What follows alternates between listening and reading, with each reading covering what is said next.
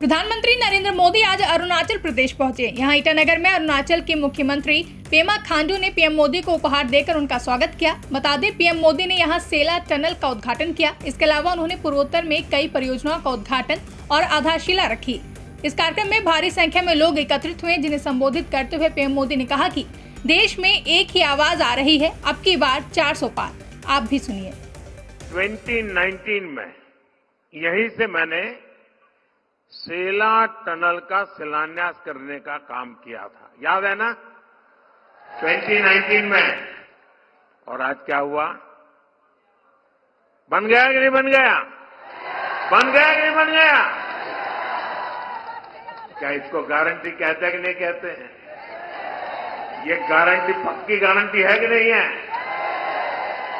देखिए, 2019 में ही डोनी पोलो एयरपोर्ट का भी शिलान्यास मैंने किया था। आज ये एयरपोर्ट शानदार सेवाएं दे रहा है कि नहीं दे रहा है? अब बताइए, अगर मैंने 2019 में किया ना, तो कुछ लोगों को लगता था कि मोदी तो चुनाव के लिए कर रहा है। बताइए, मैंने चुनाव के लिए किया था कि आपके लिए किया था? अरुणाचल के लिए किया था नहीं किया था? समय कोई भी हो, वर्ष कोई भी हो, महीना कोई भी हो, मेरा काम सिर्फ और सिर्फ देशवासियों के लिए होता है, जनता जनार्दन के लिए होता है, आपके लिए होता है। और मोदी की ऐसी गारंटी जब पूरी होती है तो नॉर्थ ईस्ट भी हर कोने से मैं कह रहा है, यहां की पहाड़ियों से भी गूंज सुनाई दे रही है, यहां की नदियों के कलरव में भी शब्द सुनाई दे रहे हैं और एक ही आवाज आ रही है। और क्या पूरे देश में सुना? अब की बार 400 बार, अब की बार, अब की बार एनडीए सरकार 400 पार। एनडीए सरकार, एनडीए सरकार अब की बार पूरी ताकत से बोलिए, पूरे नॉर्थ ईस्ट को सुनाई दे, अब की बार, अब की बार। साथियों, 2 दिन पहले ही केंद्र सरकार ने नॉर्थ ईस्ट के औद्योगिक विकास को बढ़ावा देने के लिए उन्नति योजना को एक नया रूप और उसको एक विशाल दायरे के साथ मंजूरी दी। आप उस एक छोटी फिल्म अभी देखिए आपने, और हमारी सरकारी कार्यशैली देखिए। एक ही दिन में नोटिफिकेशन जारी कर दिया, गाइडलाइंस बना दी, और आज मैं आपके सामने आकर आप लोगों से उन्नति योजना का लाभ लेने का आह्वान कर रहा हूं। ये सब कुछ 40-45 घंटों में हो रहा है। 10 सालों में हमने यहां आधुनिक इंफ्रास्ट्रक्चर को विस्तार दिया, लगभग 1 दर्जन शांति समझौते लागू किए, हमने अनेक सीमा विवाद सुलझाए। अब विकास का अगला कदम नॉर्थ ईस्ट में इंडस्ट्री के विस्तार करने का है। 10,000 करोड़ रुपए की उन्नति योजना नॉर्थ ईस्ट में निवेश और नौकरियों की नई संभावना लेकर आएगी। इससे यहां मैन्युफैक्चरिंग के लिए नए नए सेक्टर्स और सर्विस जुड़ेंगे, नए उद्योग लगाने के लिए सरकार मदद देगी। मेरा पूरा जोर इस बात पर रहा है कि इस बार इससे स्टार्टअप्स, नई टेक्नोलॉजी, होम स्टे, टूरिज्म, ऐसे अनेक क्षेत्रों में जो युवा हमारे आना चाहते हैं, मैं उन नौजवानों को पूरा सपोर्ट करने की गारंटी देता हूं। मैं नॉर्थ ईस्ट के सभी राज्यों के युवाओं को रोजगार के नए अवसर देने वाली इस योजना के लिए अनेक अनेक शुभकामनाएं और बधाई देता हूं। साथियों, नॉर्थ ईस्ट में महिलाओं का जीवन आसान बनाना, उन्हें नए अवसर देना, ये बीजेपी सरकार की प्राथमिकता है। नॉर्थ ईस्ट की बहनों को मदद करने के लिए कल अंतर्राष्ट्रीय महिला दिवस पर हमारी सरकार ने गैस सिलेंडर के दाम में 100 रुपये की और कमी कर दी। नॉर्थ ईस्ट में हर घर नल से जल पहुंचाने का काम भी बहुत सफलतापूर्वक आगे बढ़ा है और इसलिए मैं मुख्यमंत्री जी को और उनकी पूरी टीम को बहुत बहुत बधाई देता हूं। और आप देखिए, आज अनेक विकास के कामों में नॉर्थ ईस्ट, हमारा अरुणाचल पूरे देश में टॉप कर रहा है। बताइए,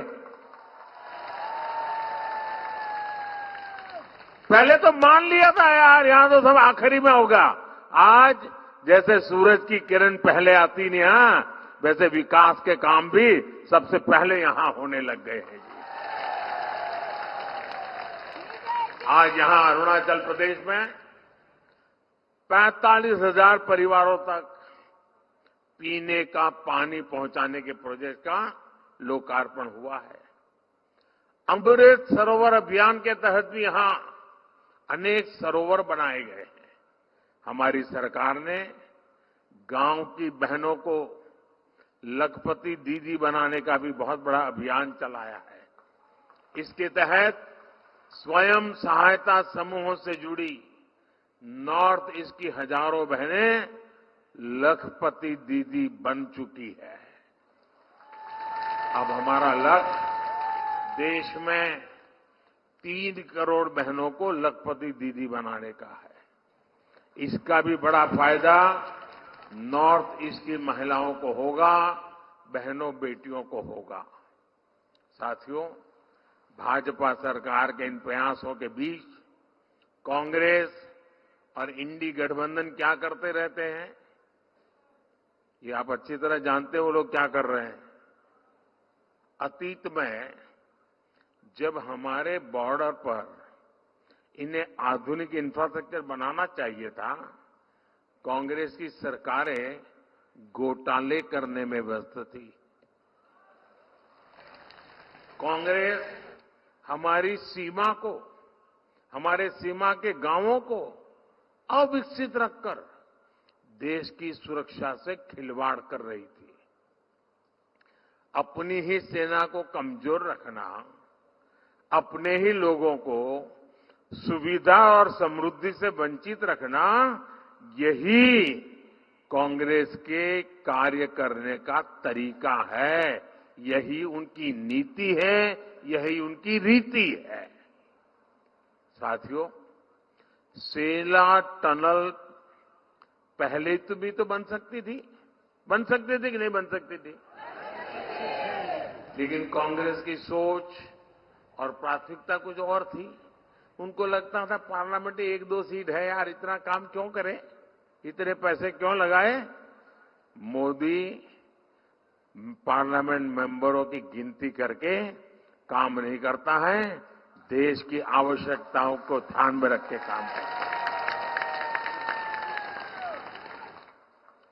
केंद्र में मजबूत और राष्ट्रहित को प्राथमिकता देने वाली सरकार ने 13,000 फीट की ऊंचाई पर, मैं तो देश के नौजवानों को कहूंगा कि इस टनल को देखने के लिए आना चाहिए। कैसे हमारे यहां काम हो रहा है। 13,000 फीट की ऊंचाई पर ये शानदार टनल बनाई है। और मैं सेला के भाइयों बहनों से कहना चाहता हूं, आज वेदर के कारण मैं वहां पहुंच नहीं पाया हूं, लेकिन मैं आपको वादा करता हूं, मेरी तीसरी टर्म में मैं जरूर वहां पर आऊंगा, आप लोगों को मिलूंगा। इस टनल से तवांग में हमारे लोगों को ऑल वेदर कनेक्टिविटी मिल रही है। स्थानीय लोगों के लिए आना जाना और ट्रांसपोर्टेशन आसान हुआ। इससे अरुणाचल में टूरिज्म को विस्तार मिलेगा। ऐसे अनेक टनल्स पर आज इस पूरे क्षेत्र में बहुत तेजी से काम हो रहा है। साथियों, कांग्रेस ने तो बॉर्डर के गांवों को भी नजरअंदाज कर रखा था। उन्हें देश का अंतिम गांव कहकर अपने हाल पर छोड़ दिया था। हमने इन्हें आखिरी गांव नहीं, मेरे लिए तो ये देश का प्रथम गांव है, प्रथम फर्स्ट विलेज, और हमने प्रथम गांव माना और वाइब्रेंट विलेज प्रोग्राम शुरू कर दिया। आज यहां करीब 125 बॉर्डर विलेज के लिए रोड प्रोजेक्ट का काम शुरू हुआ है और 150 से अधिक गांवों में रोजगार से जुड़े, टूरिज्म से जुड़े प्रोजेक्ट का शिलान्यास हुआ है।